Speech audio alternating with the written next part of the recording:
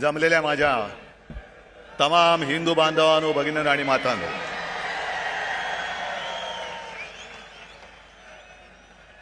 सत्तावन्न वर्ष झाली, पण आपण परंपरा थांबू दिली नाही. मोडता घालण्याचा प्रयत्न किती झाला तरी त्यांना मोडीत काढून आपली परंपरा आपण चालू ठेवली आहे आणि पुढची अनेक वर्ष ही अशीच चालू ठेवणार आहोत. सर्वप्रथम दसऱ्याच्या मी तुम्हाला सर्वांना शुभेच्छा देतो. आज दसरा आहे, शस्त्रपूजन आहे, सरस्वतीचं पूजन आहे आणि हा मेळावा त्या संस्कृतीचं एक विराट दर्शन आहे. आपला मेळावा झाल्यानंतर आपण इकडे खोकासुराचं दहन करणार आहोत. मुद्दामून एक नवीन असुर खोकासूर, रामाने रावणाचा वध केला. कशासाठी केला? कारण असं मी ऐकलंय, असं मी वाचलंय की रावण सुद्धा शिवभक्त होता. पण एवढा शिवभक्त असून सुद्धा रामाला त्याला मारावं लागलं कारण रावण माजला होता. रावणाने सीतेला पळवलं होतं, सीताहरण केलं होतं. त्याचप्रमाणे आज सुद्धा आपली शिवसेना पळवण्याचा प्रयत्न होतोय आणि एक खबरदारी घेतली आहे. आपण नाही, त्यांनी. कारण प्रभू श्री रामचंद्राने धनुष्यबाणाने रावणाचा वध केला होता. भानगड नको म्हणून तो धनुष्यबाण सुद्धा चोरलेला आहे. चोरा, पण एक लक्षात घ्या की ज्याप्रमाणे हनुमानाने रावणाची सोन्याची लंका दहन केली होती, तशीच तुमची खोक्याची लंका दहन करणाऱ्या धगधगत्या मशाली आज सुद्धा माझ्यासोबत आहेत. आणि तुमची खोक्याची लंका आहे. मी जास्त गद्दारांवरती बोलणार नाहीये, कारण त्यांच्यावरती मला बोलण्याची आता गरजच नाही. तुम्ही सगळेजण बोलतायत, माझ्या आधीचे सगळे बोललेत. आणि सध्या क्रिकेटचा मोसम आहे, वर्ल्ड कप सुरू आहे. क्रिकेट पण चालू असतं आणि मध्ये मध्ये जाहिराती पण असतात. आणि काही जाहिराती तर आपल्याला बघून बघून पाठ होतात.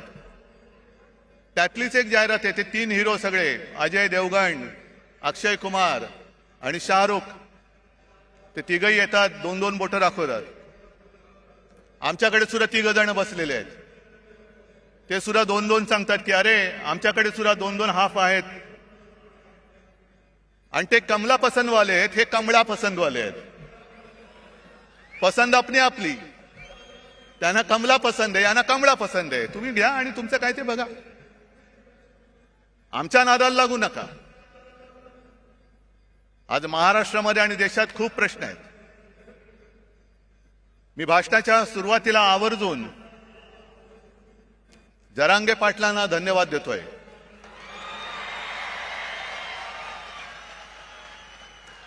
अत्यंत समजदारपणाने त्यांनी आंदोलन सुरू ठेवलेलं आहे आणि आज त्यांनी एक चांगली गोष्ट केली, धनगरांना साथ घातलेली आहे. मी ज्या वेळेला जालन्यात शांततेमध्ये हे आंदोलन सुरू होतं आणि आत्ताचं जे सरकार आहे, डायरचं सरकार, जसं जालियनवाला बागेमध्ये पोलीस घुसून त्यांनी अत्याचार केला होता, त्याचप्रमाणे आंतरवेलीमध्ये शांततेत बसलेल्या मराठा समाजाच्या आंदोलकांवरती यांनी 5वी लाठीहार केला होता. मी तत्काळ तिकडे गेलो, बघितलं. तिकडे हॉस्पिटलमध्ये गेलो. कोणाची डोकी फोडलेत, कोणावरती छरे मारलेले आहेत. पण काही काही घटना अशा घडतात की हृदयामध्ये त्या कायम घर करून राहतात. ज्या वेळेला आम्ही संभाजीनगर पासून निघालो आणि त्या ठिकाणावरती जात होतो, मध्ये जरा आम्ही थांबलो. एका घरामध्ये गेलो. घर कसलं तुम्हाला गावचं माहिती आहे, ग्रामीण भागातनं बरेच तुम्ही लोक आलेले आहात. तिन्ही सांजेची वेळ होती. मिणमिणत्या दिवा होता. मी जरा तिकडे बाथरूमला जायचं म्हणून गेलो.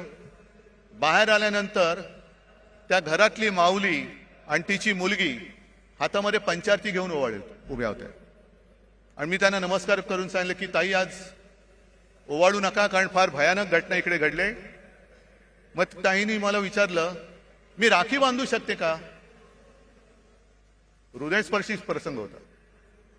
आणि ती माऊली मला राखी बांधत असताना तिच्या डोळ्यात पाणी आलं. म्हटलं, ताई काय झालं? ते म्हणलं, मला सुद्धा खूप मारलं बघ म्हणे, गुरावानी मारलं, हात दुखतोय माझा. म्हटलं, काय औषधोपचार केले का? ते नाही म्हणे, मी कशी बशी निसटले, पण माझी सून आणि माझा मुलगा हॉस्पिटलमध्ये. मग नंतर त्यानं सुद्धा मी भेटायला गेलो आणि त्या ताईंचा फोटो आला होता ना, तो पोलिसांची भांडत्या, तो एक निळ्या रंगाची साडी नेसली होती. माझ्यासमोर त्या ताई बेडवरती होत्या, तोंड एवढं सुजलेलं, नाक फुटलं होतं. आणि मग सोबत जे होते त्यांनी मला सांगितलं की साहेब, यांचं डोकं सुद्धा फोडून टाकले. एवढ्या निर्गुणपणाने तुम्ही वागता? मी मुख्यमंत्री होतोच आणि त्याही वेळेला हा प्रश्न होताच. मराठा आंदोलन तेव्हाही सुरू होतं, पण इकडे आलेल्यानी एकाने तरी सांगावं, कधीतरी कोणावर तरी लाठीमाराचा आदेश मी दिला होता का? मग पोलीस एवढे रानटी होऊ शकतात? तेच पोलीस आहेत, आदेशाचं पालन करणारे पोलीस आहेत. आदेशाशिवाय ते असे वेडवाकडं वागू शकत नाही. महाजालन्याचा डायर कोण आहे, कोणी आदेश दिला, काही चौकशी नाहीये. मी जरांगे पाटलांना भेटलो आणि त्यांनी मला त्या बंदुकीची एक पुंगळी दाखवली. साहेब, हे बघा, एवढी मोठी गोळी आमच्यावरती गोळ्या झाडल्या, अश्रूतून सोडला. आणि काश्मीरमध्ये दंगेखोरांवरती ज्या छऱ्याच्या बंदुका वापरतात, त्या छऱ्याच्या बंदुका वापरल्या. कोणाच्या गालात गेलेला छऱ्याच्या, कोणाच्या डोक्यात गेलेला. काय करणार? काय कुठे चाललो होतो आपण? गद्दारांना म्हणा, तुमच्यात हिंमत असेल तर हा प्रश्न सोडून दाखवा. हे खरे बाळासाहेबांचे विचार आहेत. द्या मराठी माणसाला न्याय द्या, मराठा समाजाला न्याय द्या.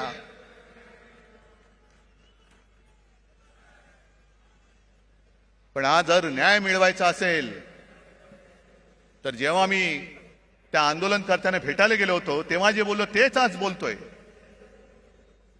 हा विषय सोडवायचा असेल तर तो इथे सुटणारा नाहीये, हा लोकसभेमध्ये सोडवावा लागेल. आणि आम्हाला असं वाटलं होतं, नवे आमचा आग्रह होता की ऐन गणपतीच्या दिवसांमध्ये जे खास अधिवेशन घेतलं गेलं होतं, त्या अधिवेशनामध्ये संसदेला तो अधिकार आहे, न्यायालयाचा निर्णय फिरवण्याचा अधिकार आहे. ज्याप्रमाणे दिल्लीचा निर्णय, संपूर्ण बदल्यांचे अधिकार, कोर्टाने दिलेला निर्णय यांनी 5वी बहुमताच्या जोरावरती जसा वळवला होता, तसाच सगळ्यांना न्याय देणारा निर्णय तुम्ही संसदेत घ्या. घ्या, मराठा समाजाला घ्या, धनगरांना घ्या, ओबीसीना घ्या, किती जाती असतील, किती वंचित असतील. कारण जे शिवसेना प्रमुखांचं वाक्य होतं की जातीला पोट असतं पण पोटाला जात लावू नका. आणि राज्यकर्त्याचं कर्तव्य असतं की ते पोट कोणत्याही जातीचं असो ते भरलं गेलंच पाहिजे, हे राज्यकर्त्याचं कर्तव्य असतं. आई इकडे जे सगळे जमलेत आज तिकडे मेळावा घेत आहेत, बोला, आमचं ती टीका करा, मी तुम्हाला किंमत देत नाही. कारण माझ्या समोर महाराष्ट्रातला हा गोरगरीब आहे. आणि मी जरांगे पाटलांना खास धन्यवाद एवढ्यासाठी देतोय की जातीपातीच्या भिंती उभ्या करून आपापसामध्ये झुंजवण्याचं कारस्थान जे भाजपा करतंय, त्याला आपल्याला सगळ्यांना मिळून मोडून तोडून टाकायचं आहे. सगळे मराठा म्हणजे सगळे मराठी, एका मातीची आपण लेकरं आहोत. फक्त ज्यांच्याशी लढतोय आपण, तो सारासुरा नाहीये, तो कपटी आहे, विघ्न संतोषी आहे. आणि भाजप एवढा विघ्न संतोषी आहे की कोणाचंही लग्न असो, तुम्ही बोलवा अथवा नका बोलू, हे जाणार, पंक्तीला बसणार, भरपूर जेवणार, आडवा हात मारणार. मग श्रीखंडपुरी असेल, बासुंदी असेल, किती पोळ्या खाण्याच्या स्पर्धा लावतील. किती पुरणपोळ्या खाल्ल्या माहितीये तुम्हाला? सगळ्या पुरणपोळ्या फस्त करणार, ढेकर देणार, पण निघताना नवरा बायकोत भांडणं लावून दुसऱ्या लग्नात जेवायला जाणार. अशी ही औलाद आहे, अशी औलाद आहे. आणि मी पुन्हा पुन्हा सांगतोय, भारतीय जनता पक्ष असो किंवा त्या काळचा जनसंघ असेल, यांचा कधीही कोणत्याही लढ्याशी सुतराम संबंध नव्हता. स्वातंत्र्य लढ्याशी तर कदापि नव्हता. मराठवाडा मुक्ती संग्रामात त्यांचं कधी नाव ऐकलं नाही. संयुक्त महाराष्ट्र चळवळीमध्ये सुद्धा ते नव्हते. पण केव्हा एकत्र आले होते? संयुक्त महाराष्ट्र समितीमध्ये ते आले होते. चळवळीत नव्हते, समितीत आले. कशासाठी आले? हे सगळं आयतं अन्न शिजतंय, घुसून बघूया हात मारायला. म्हणून सगळ्यात शेवटी जनसंघ समितीत सामील झाला आणि सगळ्यात पहिल्यांदी जनसंघ बाहेर पडला जागो वाटपाच्या भांडण करून. सगळं तोडून मोडून टाकायचं. विघ्न संतोषी म्हणतात ते याला. मग जनता पक्षात घुसला, तिकडे दुहेरी सदस्यत्वाचा वाद केला, तिकडे तोडफोड तांबा पितळ केलं. मग शिवसेनेसोबत आले, तिकडे अकाली दलाबरोबर गेले, कधी नितीश बरोबर, कधी यांच्या बरोबर, कधी त्यांच्या बरोबर, गोव्यात मगो पक्षाबरोबर. हे औलादी लक्षणीची ही जी पार्टी आहे, हे जिथे जाते तिथे सत्यानाश करते. म्हणून मी जरांगे पाटलांना सांगतो की पहिले यांच्यापासून सावध राहा, पहिले यांच्यापासून सावध राहा. आज सुद्धा त्यांनी जे काही केलंय, हा भगवा इकडे डौलाने फडकतोय, मानाने फडकतोय. पण त्या भगव्यामध्ये दुही, तो जो आला होता ना पानिपतचा अब्दाली, त्यांनी हेच केलं होतं. दुहीची बीज पेरायची, भांडणं लावायची,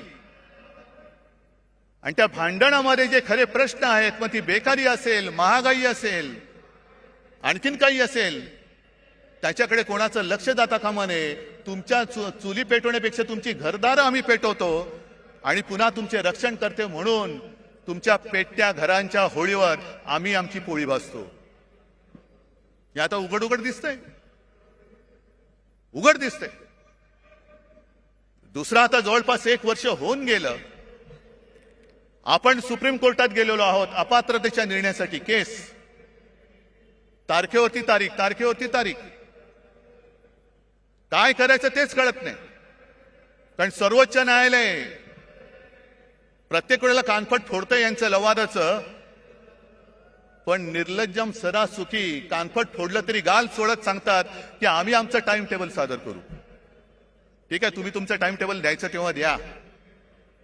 पण एक लक्षात घ्या, मी कोणाचाही अपमान करू इच्छित नाही.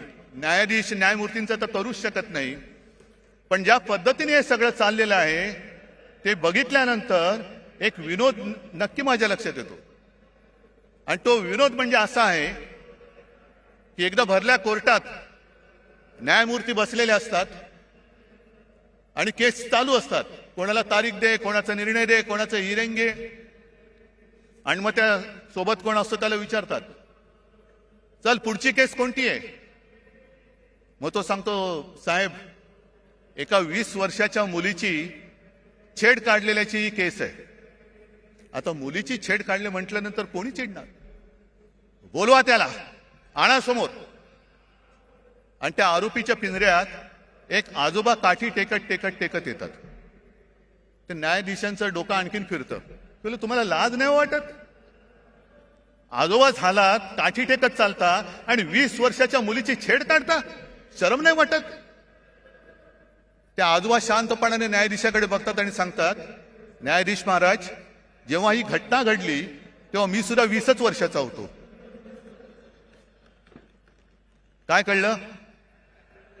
म्हणजे 20 वर्षाची असताना ती घटना घडली. आता ते आजोबा झाले, जिची छेड काढली होती ती सुद्धा आजी झाली. पण केस चालू आहे, केस चालू आहे, केस नाही थांबणार. तारीख पे तारीख, तारीख पे तारीख. आता माझं स्पष्ट म्हणणं असं आहे, ठीक आहे, तुम्ही आम्ही केलेल्या अपात्रतेचा निर्णय जेव्हा लावायचा तेव्हा लावा.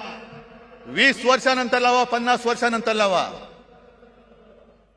पण आज संपूर्ण देश बघतोय, संपूर्ण जग बघतंय तो केवळ अपात्रतेच्या निर्णयाकडे बघत नाहीये, तर या आपल्या हिंदुस्थानामध्ये, या आपल्या भारतामध्ये सर्वोच्च न्यायालय म्हणून जे काही आहे त्याला हा लवाद जुमानत नसेल तर सर्वोच्च न्यायालयाचं अस्तित्व राहणार आहे की नाही? या देशात डॉक्टर बाबासाहेब आंबेडकरांनी घटना तिचं अस्तित्व शिल्लक राहणार आहे की नाही? आणि सगळ्यात महत्वाचं म्हणजे अनेक क्रांतिकारकांनी आणि अनेक योद्ध्यांनी रक्त सांडून, बलिदान देऊन, त्याग करून जी आपली भारत माता स्वतंत्र केली, त्या भारत मातेची लोकशाही ही टिकणार आहे की नाही ह्याच्याकडे आमचं लक्ष आहे. बघूया आता 30 तारखेला काय होतंय. नुसता अपात्र कोणाला ठरवणार? आधी जनतेने ठरवूनच टाकलेलं आहे. माझं तर म्हणणं असं आहे की केसचा निकाल लागण्याच्या निवडणुका घेऊन दाखवा. जनता जनार्दन ठरवेल ते पात्र आहेत का अपात्र आहेत. होऊन जाऊ दे खुल्या मैदानात. पण सर्वोच्च न्यायालयाकडनं आम्हाला नक्की अपेक्षा आहे. मध्ये आपले माननीय पंतप्रधान मोदी जे बोलले घराणेशाही घराणेशाही, होय मी घराणेशाहीचा पाईक आहे. कारण मला माझ्या घराण्याचा अभिमान आहे, मला माझ्या आई वडिलांचा अभिमान आहे, आजोबांचा अभिमान आहे आणि सर्व पूर्वजांचा अभिमान आहे. जो कुटुंब व्यवस्था मानत नाही त्यांनी दुसऱ्याच्या घराण्याबद्दल बोलू नये. पहिले कुटुंब व्यवस्था मान आणि मग हिंदुत्वाचं बोल. कारण कुटुंब व्यवस्था हा हिंदू संस्कृतीचा एक पाया आहे. तोच जर तुम्हाला मान्य नसेल तर तुम्ही आमच्यावरती बोलणारे कोण आहात? तुम्हाला काही अधिकार नाहीये. ज्याप्रमाणे मी कोरोनाच्या काळामध्ये माझे कुटुंब, माझी जबाबदारी, सर्व महाराष्ट्र मी माझं कुटुंब मानून माझ्या परीने मी काम केलं, म्हणून मला अभिमान आहे की कोणाच्याही नशिबात नाही ते एक नातं कुटुंब प्रमुख म्हणून मला महाराष्ट्राच्या जनमानसामध्ये स्थान मिळालं.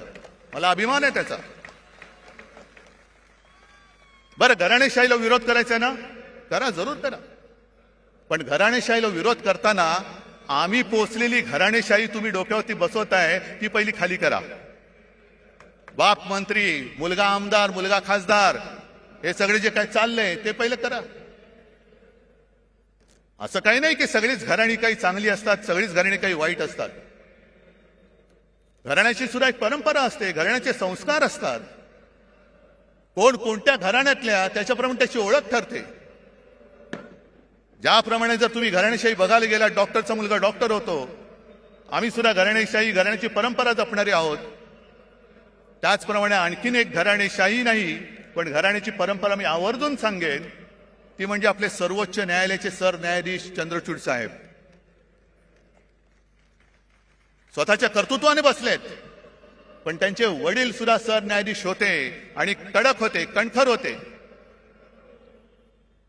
शेवटी इतिहासामध्ये आपली नोंद काय होणार आहे हे प्रत्येकाने खबरदारी घ्यायची. कोणासमोरही न झुकणारा म्हणून माझी नोंद व्हायला पाहिजे की सत्ताधाऱ्यांचे बूट चाटणारा, हे प्रत्येकाने ठरवायचंय. मग जशी घराणेशाहीची परंपरा आहे तशीच काही नावं अशी आहेत ज्यांच्या घराण्याचा आता पताच माहिती नाहीये पण तरी सत्ताधीश झाले. फरक बघाय तुम्ही. हिटलरचे वडील माहिती आहेत कोणाला? हिटलर काय घराणेशाहीतला होता? सद्दाम हुसेन काय घराणेशाहीतला होता? पुतीन काय घराणेशाहीतला आहे? गदाफी काय घराणेशाहीचा आहे? मुसोलिनी, स्टालिन, कोणाची घराणी माहिती आहेत?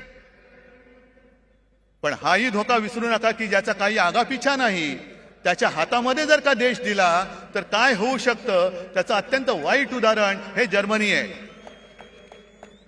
हे जर्मनी आहे. असाच उदय झाला, लोक पागल झाली, अंधभक्त झाली आणि आज त्याने जे काही बहुमत मिळाले हे बहुमत तर काहीच नाही. जवळपास 95, 97, 98% त्यावेळेला हिटलरला बहुमत मिळालं होतं विकासाच्याच नावावर. काय केलं त्यांनी?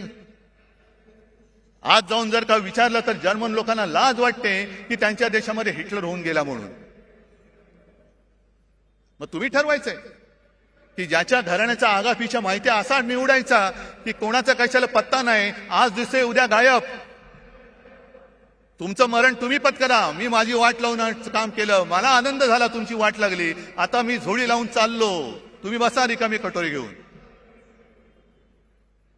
आणि हे जर का टाळायचं असेल तर आज माझं ठाम मत आहे, एक काळ जरूर होता की कदाचित याच व्यासपीठावरून हिंदू हृदय सम्राट बोलले होते की देशाला एका मजबूत सरकारची गरज आहे.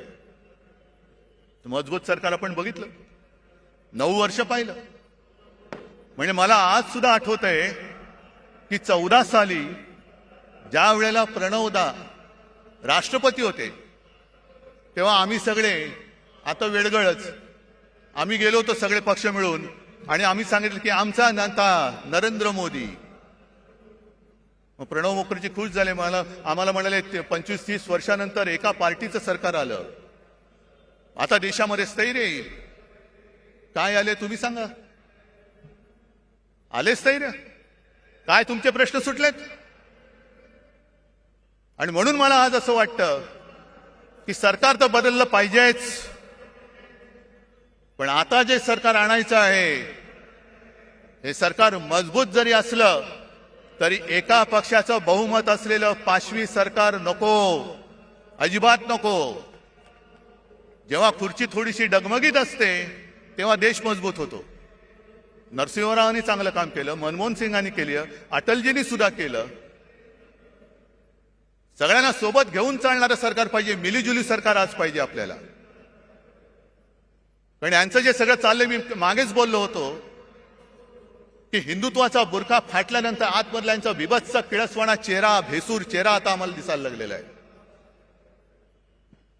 जे काय एक स्वप्न दाखवलं होतं 2014 साली, आणि त्यांचीच भाषणं आहेत. पेट्रोल का दाम ऊपर गया कि नीचे, गैस का दाम ऊपर गया कि नीचे, डॉलर ऊपर गया, रुपया ऊपर गया कि नीचे. मग काढा, सगळ्या गोष्टी काढा. जे मी तुम्हाला सांगितलेलं आहे होऊन जाऊ दे चर्चा म्हणून गावागावात जाऊन ह्या सगळ्या गोष्टी समजावून सांगा, समजावून सांगा. पण आज सगळं काही त्यांनी गुंडाळून ठेवलेलं आहे.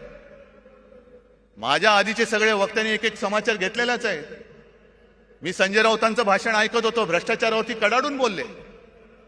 संजय काळजी करू नका, उद्या आपलं सरकार येणार आहे, नक्की आणणार म्हणजे आणणारच.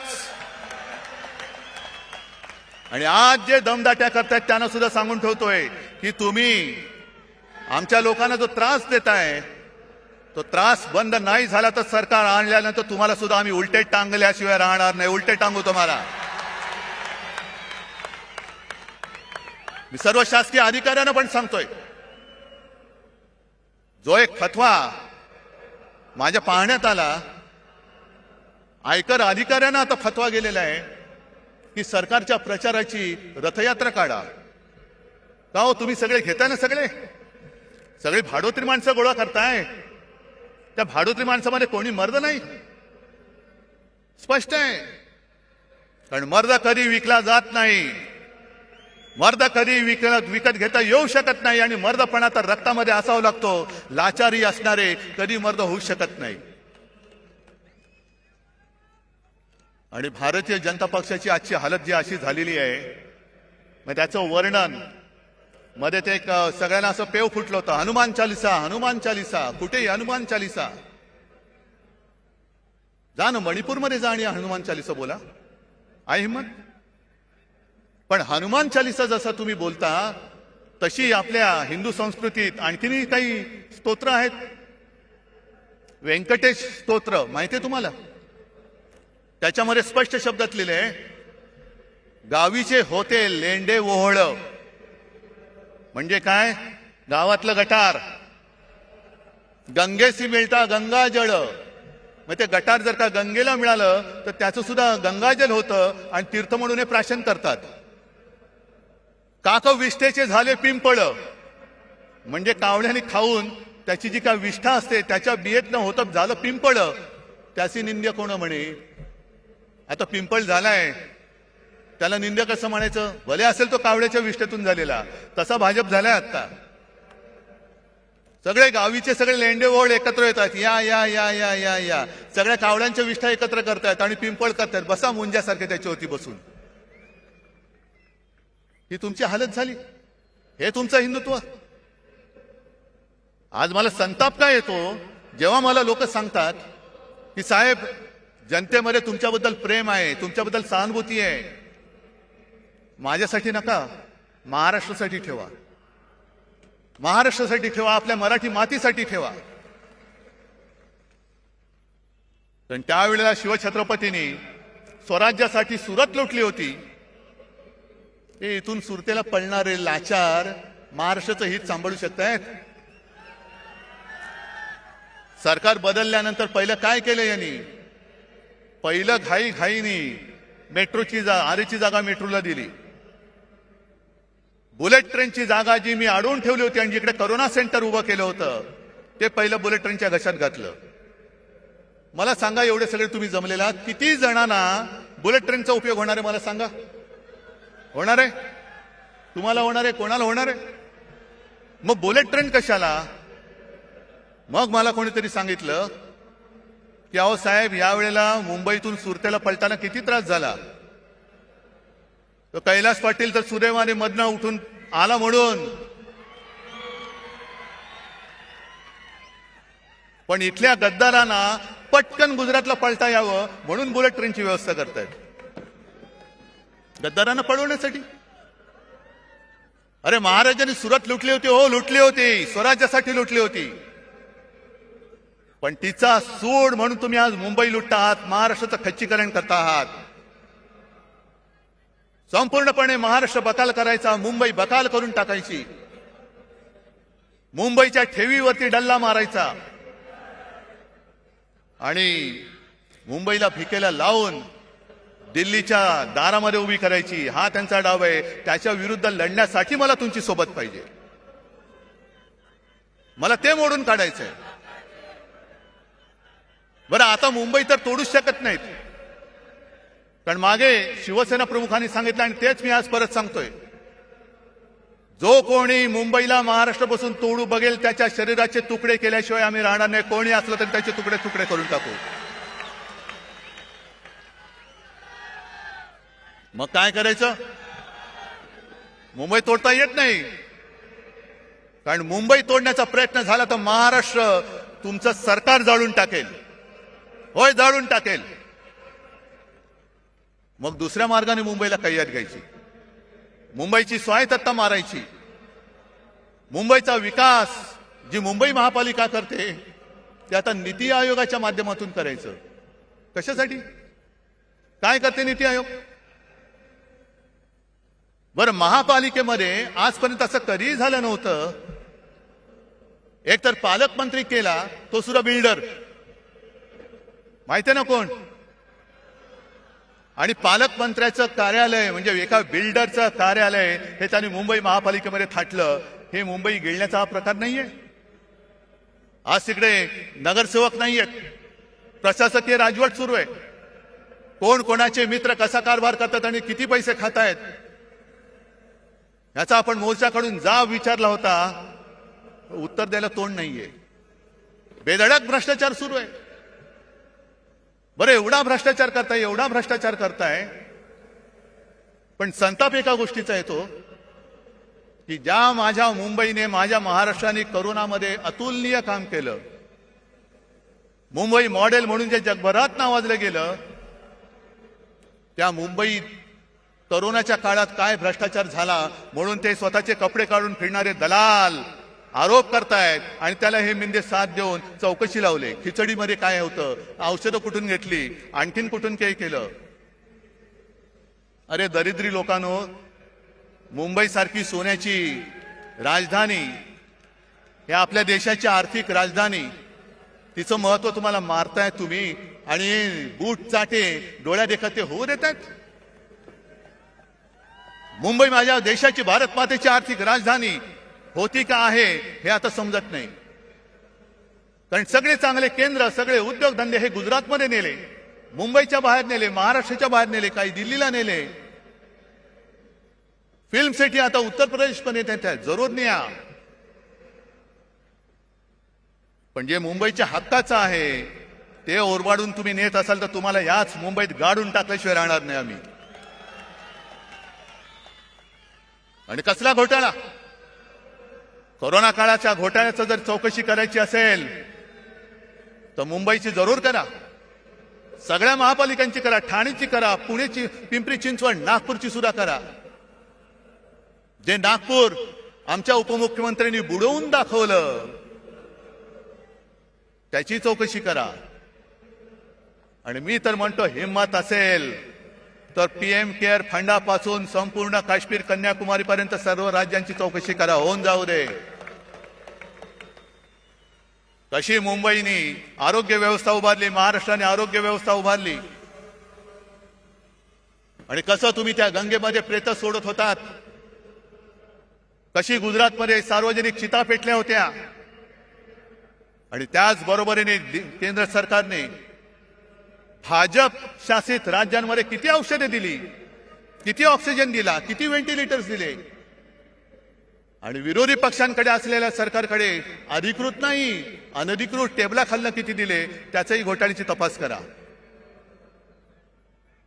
पण आम्ही मुंबई वाचवली, आम्ही महाराष्ट्र वाचवला, त्याचं कौतुक नाहीये.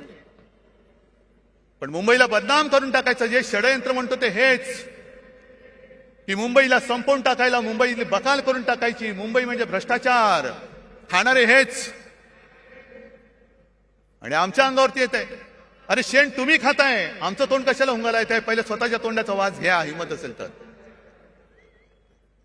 एक सुद्धा कोणी मायेचा कोत पीएम केअर फंडाचा घोटाळा बाहेर काढा. त्याचा घोटाळा म्हणण्यापेक्षा त्याचा हिशोब घ्या ना.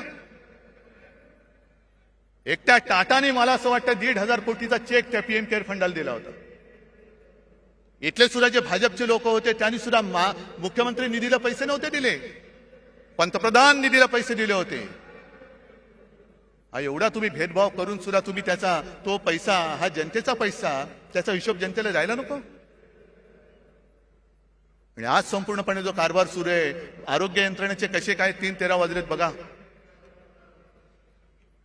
मला या बोंबलणाऱ्याने एकच सांगायचंय की तुमचे नेते दिल्लीतनं संपूर्ण देशाला रिकाम्या थाळ्या बडवायला सांगत होते आणि गो करून बोंबलायला लावत होते ना.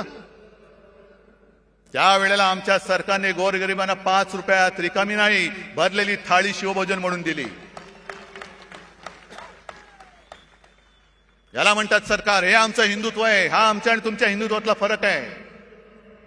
तुम्ही रिकाम्या थाळ्या बडवणारं तुमचं हिंदुत्व आहे आणि गोरगरिबाला पोट भरून जेवण देणारं आमचं शिवभोजन हे आमचं हिंदुत्व आहे. ज्या वेळेला तुम्ही रस्त्यावरती उतरला होता आणि तुमचे ते महामहिम काळी टोपी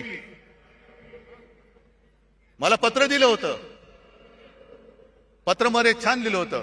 माझ्याकडे काही लोक आली होती आणि त्या लोकांनी मंदिरं उघडण्यासाठी विनंती केली. मला कळत नाही तुम्हाला असे ईश्वरी काही संकेत येतात का की तुम्ही मंदिरं बंद ठेवलेत. किती विक्षिप्त बिंडूक माणसं असतात. आपल्याला बरेचदा कळत नाही टोपी खाली दडलंय काय. पण जेव्हा तुम्ही मंदिरं उघडायला सांगत होता तेव्हा आम्ही गावागावात खेड्यापाड्यात आरोग्य मंदिरं उघडत होतो. हे आमचं हिंदुत्व आहे. तुम्ही सगळं उघडा उघडा सांगत होता तेव्हा आम्ही आरोग्य यंत्रणा वाढवली, रुग्णशय्या वाढवल्या होत्या, टेस्टिंगच्या केंद्र वाढवली होती. जी जेमतेम 2-3 केंद्र महाराष्ट्रात होती ती आपण 600च्या वरती केली होती. हे आमचं हिंदुत्व आहे. जर कोणी आपल्या समोर तळमळत असेल तर त्याला वाचवणं, त्याची जात पात विचारत नाही बसलो आम्ही. कोणी असेल, होय मालेगावमध्ये मुसलमान सुद्धा आले होते, त्यांना सुद्धा आम्ही वाचवलं. धारावीमध्ये आम्ही धारावी वाचवली. हे आमचं हिंदुत्व आहे. पण मुंबईचा जो धोका आहे, मी मगाशी तुम्हाला सांगत होतो तो की आता धारावी सुद्धा गिळायला निघालेत. इथे आली असतील काही धारावीची लोक. धारावीचा विषय मी स्वतंत्रपणे धारावीत येऊन घेणार आहे. पण आता याच्या घशामध्ये धारावी त्यांनी घातले तो कोण यांचा मित्र तुम्हाला माहिती आहे?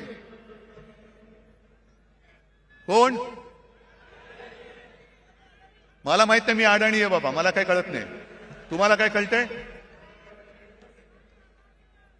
आणि सहज जर का अभ्यास केला तर माझे तर डोळे पांढरे झाले. जवळपास 150 कोटी स्क्वेअर फुटाचा FSI तिकडे मिळणार आहे. म्हणजे सगळी, आणि तो FSI दक्षिण मुंबईत तो वापरू शकणार. म्हणजे मुंबईची ओळख काय राहणार, कोण येणार कोण राहणार. आणि हा विकास केवळ तुमच्या मित्राचे खिसे भरायला आम्ही होऊ देणार नाही. धारावीचा विकास झालाच पाहिजे. तिथे जो झोपडीमध्ये राहतो, ज्याला आम्ही वाचवलेलं आहे, त्याला प्रत्येकाला हक्काचं घर मिळालंच पाहिजे. पण त्या हक्काबरोबर घराबरोबरच प्रत्येक घरामध्ये जे उद्योगधंदे आहेत, अगदी मायक्रो स्केल, लघु उद्योग, सूक्ष्म उद्योग, काही कुंभारवाडे आहेत, त्यांना सुद्धा तिकडे जागा मिळाली पाहिजे. ती सुद्धा सोयी त्यांना मिळाली पाहिजे. आणि सगळ्यात महत्वाचं म्हणजे धारावीच्या एका परिसरामध्ये तुम्ही घरं जरूर बांधा. पण आज देखील माझा गिरणी कामगार घराविना फिरतोय, वणवण फिरतोय. त्या गिरणी कामगारांच्या मुलांना धारावीत घरं द्या. वांद्रा वसाहतीमध्ये सरकारी कर्मचाऱ्यांना घरं तिथल्या तिथे मिळावीत, असा निर्णय आमच्या सरकारने घेतला. हे द्यायला तयार नाही आहेत. वांद्रा वसाहतीत तिथल्या कर्मचाऱ्यांना घरं मिळालीच पाहिजेत. पण त्याच्या नंतरचे जे कर्मचारी आहेत त्यांना सुद्धा धारावीत घरं द्या.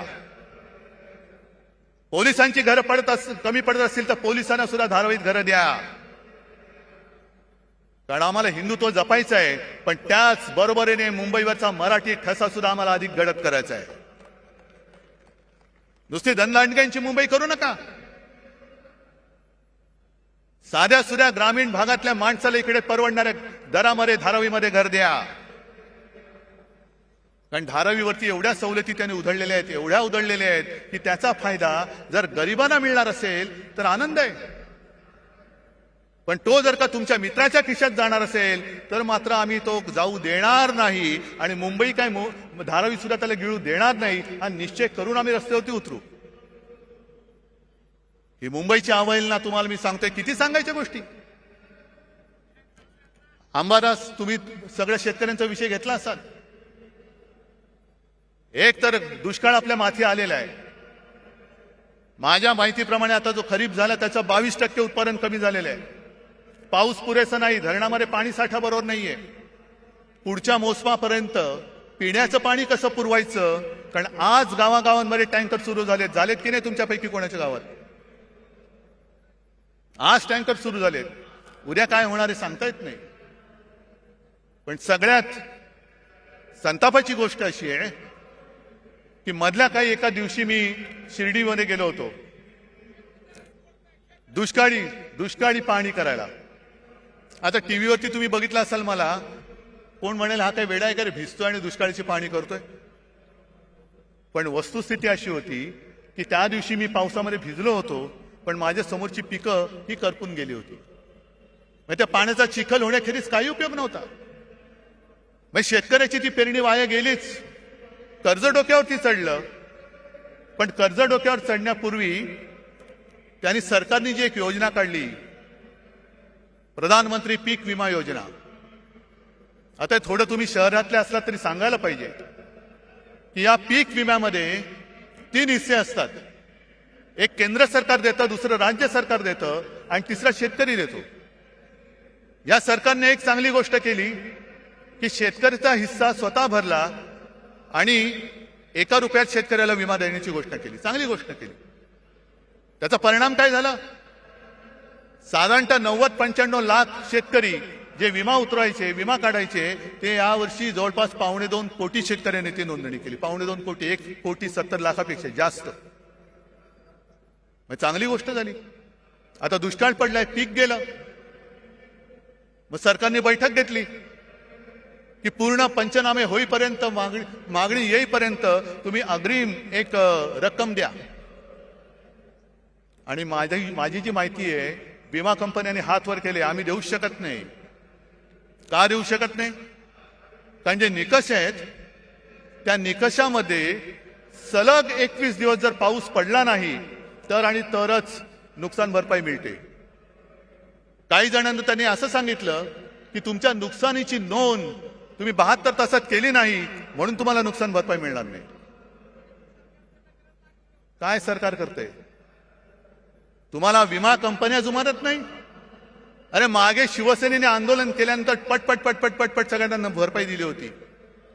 आज तुम्हाला सगळ्यांना मी होय आदेश देतोय, शेतकऱ्याच्या बरोबरीने त्याच्या मदतीसाठी उभे राहा. जा विमा कंपन्या कोणाच्या त्या बघा, त्या सूर्यांच्या मित्रांच्या असतील. कुठे कुठे त्या विमा कंपन्यांमध्ये जा. मारझोड नाही करायची, पण आळीपाळीने घेराव घालून बसा आणि अधिकाऱ्याला जागचा हलू देऊ नका. त्याला सलग पावसाचा खंड काय असतो ना, तो जागेवरती बसून दाखवा की तुझा पाऊस तुंबल्यावरती काय होतं. शेतकरी वाऱ्यावरती पडलाय, आरक्षणासाठी समाज रस्त्यावरती आलेले आहेत आणि हे म्हणे बाळासाहेबांचे विचार घेऊन पुढे चाललेले आहेत. बाळासाहेबांचे विचार काय होते? मरे आम्ही एक विरोधी पक्षाची आघाडी केली, तिचं नाव इंडिया ठेवलं. त्याच्यावरती मोदी लगेच त्यांनी तुलना केली की हे इंडियन मुजाहिद्दीन आहेत.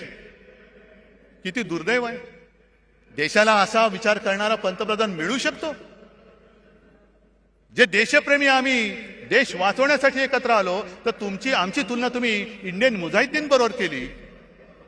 पण जे शिवसेना प्रमुख सांगत होते की जोपर्यंत हे पाकडे माझ्या देशात घुसखोरी करायचं थांबवत नाही, तोपर्यंत मी माझ्या भूमीवरती हिंदुस्थान पाकिस्तान क्रिकेट होऊ देणार नाही.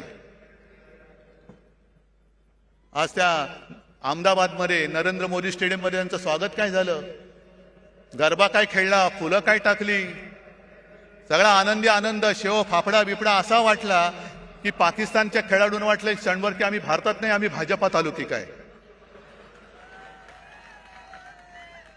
आम्ही भाजपात आलो की काय. काय हे? बरं, आमच्यावरती टीका करताना इंडिया म्हणून जरूर करा. आम्ही तुमच्यावरती करतो, तुम्ही आमच्यावरती करा. पण तुम्ही आमची तुलना देशद्रोह्यांशी करणार असाल आणि स्वतः देशांच्या शत्रूंबरोबर क्रिकेट खेळणार असाल, तर आमच्यापेक्षा जास्त देशद्रोही तुम्ही आहात. आज सुद्धा तो कुलभूषण जाधव तुरुंगामध्ये पाकिस्तानच्या तुरुंगात चढतोय. कोणाला आठवण आहे? 4 दिवसापूर्वी सीमेवरती पाकिस्तानच्या सैन्याने गोळीबार केला, शस्त्रसंधी मोडली आणि 2 जवान आपले घायाळ झाले. खेळा, क्रिकेट खेळा. तिकडे अग्निवीर सीमेवरती गेला, वाऱ्यावरती सोडला. आज मराठा आंदोलनामध्ये आत्महत्या होत आहेत, वाऱ्यावरती सोडतायत. मला आज सगळ्यांना एक आवाहन करायचंय, शेतकऱ्यांना करायचंय, मराठ्यांना करायचंय, ओबीसीना करायचंय, धनगरांना करायचंय. सगळे जे या त्यांच्या न्याय हक्कापासून वंचित आहे, त्यांना मी हात जोडून नम्र विनंती करतो की बाबांनो, आत्महत्या करू नका. कारण उद्या तर आपला हा लढा आपल्याला लढावाच लागेल, जिंकावाच लागेल. आरक्षण नक्की मिळेल, पण तेव्हा जर का तुम्ही नसला तर तुमच्या कुटुंबाचं रक्षण कोण करणार हा विचार करा. आणि तुमचा सोन्यासारखा जीव यांच्या नादान सरकारपायी असा देऊ नका. आणि हा सगळा भोंगळ कारभार बघितल्यानंतर कुठे औषधं नाहीत, औषधी खरेदी नाही, काही नाही. सरकारी रुग्णालयात रुग्ण मरतायत. आता कोणतरी बोललं खेकडे धरणं फोडतायत. आणि एक खेकडे राज्याचे आरोग्यमंत्री हे काय करणार? म्हणजे मध्ये मी जी काय बातमी वाचली, आता टेंडर शिवाय औषध खरेदी करणार आणि तुम्ही आमच्या औषध खरेदीची चौकशी करणार. वा, म्हणजे हे खेकडा मंत्री असे आहेत की हाफकिन नावाची संस्था हे त्यांना माहिती नाहीये. कोण आहे तो हाफकिन? बोलून घ्या त्याला. कशाला? काय दलाली खायचे? म्हणजे असे सगळे नादान आणि ओंगळ अनागोंदी कारभार बघितल्यानंतर मला या गद्दारांचं काही कोड कौतुक नाहीये. ते त्यांच्या कर्माने जाणार आहेत. कपाळावरती आयुष्यभर पुढच्या सगळ्या पिढ्यांमध्ये गद्दार म्हणून एक शिक्का कायमचा लागलेला आहे. तो किती घासू म्हटलं, कोणताही साबण लावा, तो पुसला जाणार नाहीये. आणि म्हणून तुम्हाला सगळ्यांना एकच विनंती करतो, कारण आपण छत्रपती शिवाजी महाराजांची मावळे झालो तरी खूप झालं. पण एका गोष्टीमध्ये आपण नशीबवान आहोत की तो मोगली वरवंटा तोडून मोडून टाकणारं ते शिवतेज आपल्या महाराष्ट्राच्या मातीमध्ये जन्माला आलं. त्या मातीत आपला जन्म झालेला आहे, हे लक्षात ठेवा. त्याचा भुसा तुम्ही पाडा, पण छत्रपतींच्या भगव्याशी गद्दारी करणारा महाराष्ट्रामध्ये शिल्लक ठेवायचा नाही.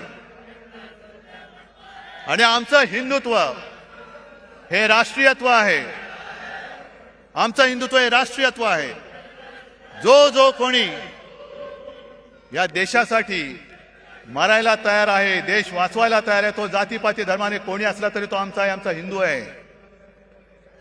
आणि कोणीही असो, जो जातपात धर्माने कोणी असला आणि देशाच्या मुळावर आलेला असला, अधिक कुरुलकर असला तरी देखील तो देशद्रोही आहे. तो देशद्रोही आहे. मला अजूनही कळलेलं नाहीये. जरा थांबा ना. आहे थांब. मला अजूनही कळलेलं नाही त्या कुरुलकर बद्दल संघाची भूमिका काय आणि भारतीय जनता पक्षाची भूमिका काय. जर त्यांनी आपली गुपितं पाकिस्तानला दिली असतील तर तो मराठी असो, हिंदू असो, कोणी असला तरी त्याला फासावरती, जर गुन्हा सिद्ध झाला तर फासावर दिलं गेलं पाहिजे. कारण आमच्यासाठी, मी परत सांगतो, आमचं हिंदुत्व हे राष्ट्रीयत्व आहे. आमचं हिंदुत्व परत सांगतो, शेंडी, जानवेशी आणि घंटेशी जोडलेलं नाही, ते या देशाच्या मातीशी जोडलेलं आहे. म्हणजे देश वाचला तर महाराष्ट्र वाचेल, आणि महाराष्ट्र वाचला तर देश वाचेल. आणि महाराष्ट्र वाचवणारे सगळे जवान, सैनिक माझ्यासोबत बसलेले आहेत. सेनापती बापट जे बोलले होते त्याचा अर्थ आता कळतोय. माहिती आहे ना, त्यातली एक ओळ महत्वाची आहे. ज्या 4 ओळी आहेत, महाराष्ट्र मेला तरी राष्ट्र मेले. म्हणजे महाराष्ट्र खतम झाला तर राष्ट्र खतम. मराठा विना राष्ट्र गाडा न चाले. मराठा म्हणजे महाराष्ट्रातले सगळे मराठी, त्यांच्या विना राष्ट्राचा गाडा चालू शकत नाही. खरा वीर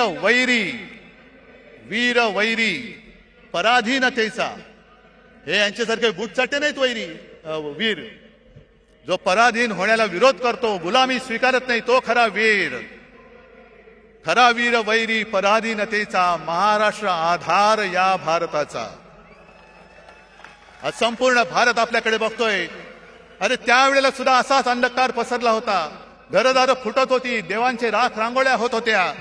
आणि तेव्हा ही एक मशाल छत्रपती शिवाजी महाराजांची भगवा घेऊन संपूर्ण त्यांनी त्या मोगलांना टक्कर दिलेली. वाघ नख जरूर आणा, पण त्या नखाच्या मागे वाघ नसेल आणि मुनगट्टीवर असतील तर त्या वाघ नखाला काय अर्थ नाहीये. त्यावेळेला सुद्धा त्या वाघ नखाच्या मागे छत्रपती शिवाजी महाराज नावाचा वाघ होता, म्हणून त्यांनी दगाबाज अफजल खानाचा कोथळा बाहेर काढला होता. ती कोथळा काढण्याची हिंमत जर नसेल आणि आमच्या भावनेची खेळ करणार असाल तर निवडणुकीमध्ये तुमचा राजकीय कोथळा आम्ही बाहेर काढल्याशिवाय राहणार नाही. आम्ही काढू बाहेर. भावनांशी खेळ करू नका. जर खरोखर पुराव्यानिशी ती छत्रपती शिवाजी महाराजांनी अफजल खानाला मारताना वापरलेली वाघनखं असतील तर ती भाड्याने नका आणू. इतर लोकांसारखी. म्हणजे इतर लोकांसारखी म्हणजे काय, की एक पोरगा स्वतः बापाला सांगतो की बाबा मला आता शिक्षण शाळावर काही जमत नाही, मग नाही मी भाजपात जाणार, तिकीट घेणार आणि देशाची. तो बाप म्हणतो थांब जरा, तुला काय झालं, हे तुला काही येडलं का नाही का, तुला असं करू नको. पहिला तू शिवसेनेत जा किंवा काँग्रेसमध्ये जा, राष्ट्रवादीत जा, दुसऱ्या कोणत्याही पक्षात जा, जरा नाव कमव. नाव कमवल्यानंतर काहीतरी गडबड घोटाळा कर, मग भाजपला तुला घेतील आणि तुला मंत्री करतील. मग तुला मंत्री करतील. हे मला भारतीय जनता पक्षाच्या लोकांना सुद्धा सांगायचंय की घराणेशाहीमध्ये तुमची सुद्धा घराणी भाजप आणि संघ वाढवण्यामध्ये खच्ची झालेली आहेत. आज जर का तुमच्या घराण्याच्या त्यागाला काही किंमत मिळणार नसेल आणि नुसतं उपऱ्यांच्या सतरंजा काढण्याचं घालण्याचं काम तुम्हाला करायचं असेल तर हाच भाजप हाच संघ तुम्हाला तरी अपेक्षित होता का. नुसतं सतरंजा घालताय. आणि म्हणून हा भावनेशी खेळ आता बस झाला.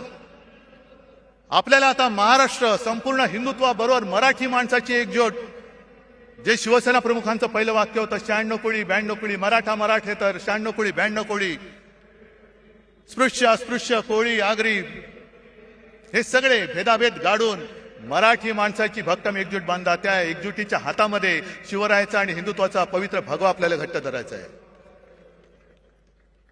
आणि म्हणून परत एकदा एकच सांगतो की आता या गद्दारांकडे दुर्लक्ष करा. आज सुद्धा अनेक जणांना फोन येत आहेत आणि परत सांगतो, ज्याला इमान विकायचं असेल सरळ इमान विकून मोकळे व्हा. जा तिकडे. माझ्याकडे एवढे वाघ बसले असताना मला नादान आणि झाडांची गरज नाहीये. आणि सरकारला मी आव्हान देतो, सुप्रीम कोर्टाचा निकाल लागेल तेव्हा लागेल, पण जर तुमच्यामध्ये हिंमत असेल तर मुंबई महापालिकेसह लोकसभा आणि विधानसभा सुद्धा घेऊन दाखवा. आमची तयारी आहे. जाऊन द्या. आम्ही जनतेच्या कोर्टात येतो. जो जनता निकाल देईल तो आम्हाला मान्य आहे, तो आम्हाला मान्य आहे. पण याची खात्री तुम्हाला आहे की जर का जनतेच्या कोर्टात गेलो तर इकडे तारीख पे तारीख नाही, एक गाव दोन तुकडे एका फटक्यात घरी पाठवतील लोक तुम्हाला. आणि त्याला घाबरलेत म्हणून यांनी युनिव्हर्सिटीच्या निवडणुका सुद्धा पुढे ढकलून टाकल्या. असं हे सगळं घाबरट सरकार फक्त महाराष्ट्राची आणि देशाची वाट लावते. ती वाट आणखीन लागू नये म्हणून जिथे जिथे आपल्याला शक्य होईल तिथे तिथे यांचा पाडाव आपल्याला करावाच लागेल. करणार? जरा तुमच्या हाताच्या मशाली दाखवणार? हे हात नाहीत, या मशाली आहेत. आणि या मशाली केवळ ह्या नादान महाराष्ट्र सरकारचंच नाही तर हुकुमशाही आणणाऱ्या दिल्ली सरकारचं सुद्धा तख्त जाळून भस्म केल्याशिवाय राहणार नाही. हा एक आत्मविश्वास बाळगून आपली रजा घेतो. जय हिंद, जय महाराष्ट्र. देश विदेशातील प्रत्येक घडामोडींचे लाईव्ह अपडेट मिळवण्यासाठी आता साम टीव्हीच्या सर्व सोशल मीडिया प्लॅटफॉर्मला लाईक, फॉलो आणि सबस्क्राईब करा. तसंच सर्व नोटिफिकेशनसाठी बेल आयकॉन प्रेस करायला विसरू नका.